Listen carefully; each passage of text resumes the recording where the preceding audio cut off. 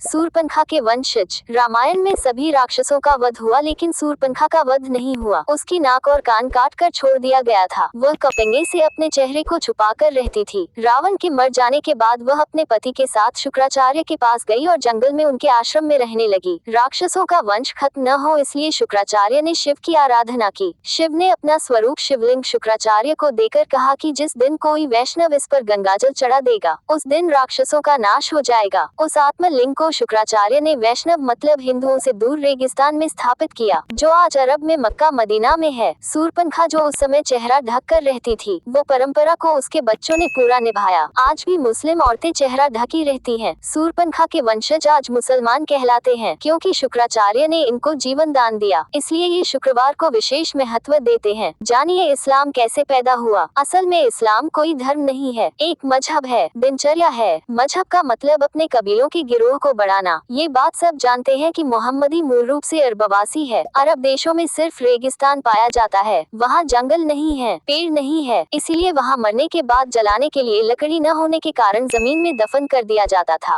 रेगिस्तान में हरियाली नहीं होती, ऐसे में रेगिस्तान में हरा चटक रंग देखकर इंसान चला आता, जो कि सूचक का काम करता था। अरब देशों में लोग रेगिस्तान में तेज धूप में सफर करते थे, इसीलिए वहाँ के लोग सिर को ढकने के लिए टोपी पहनते थे, जिससे बीमार न पड़े। अब रेगिस्तान में न खेत थे न फल, तो खाने के लिए वहाँ अनाज नहीं होता था, इसीलिए वहाँ के लोग जानवरों को काट कर खाते थे और अपनी भूख मिटाने के लिए इसे कुर्बानी का नाम दिया गया। रेगिस्तान में पानी की बहुत कमी रहती थी, इसीलिए लिंग मूत्र मार्ग साफ करने में पानी बर्बाद न हो जाए, इसीलिए लोग खतना अगला हिस्सा काट देना कराते थे। सब लोग एक ही कबीले के खाना बदोश होते थे, इसलिए आपस में भाई बहन ही निकाह कर लेते थे। रेगिस्तान में मूर्ति बनाने को मिट्टी मिलती नहीं थी, इसलिए मूर्ति पूजा नहीं करते थे। खाना बदोश जीवन होने से एक जगह से दूसरी जगह जाना पड़ता था, इसलिए कम बर्तन रखते थे और एक थाली में 5 लोग खाते थे। कबीले की अधिक से अधिक संख्या बढ़े, इसलिए हर एक को 4 बीवी रखने की इजाजत दी। इस्लाम कोई धर्म नहीं, मात्र एक कबीला है और इसके नियम असल में इनकी दिनचर्या है। इस्लाम अजमेर के ख्वाजा मोइनुद्दीन चिश्ती को 90 लाख हिंदुओं को इस्लाम में लाने का गौरव प्राप्त है। मोइनुद्दीन चिश्ती ने ही मोहम्मद गोरी को भारत लूटने के लिए उकसाया और आमंत्रित किया था।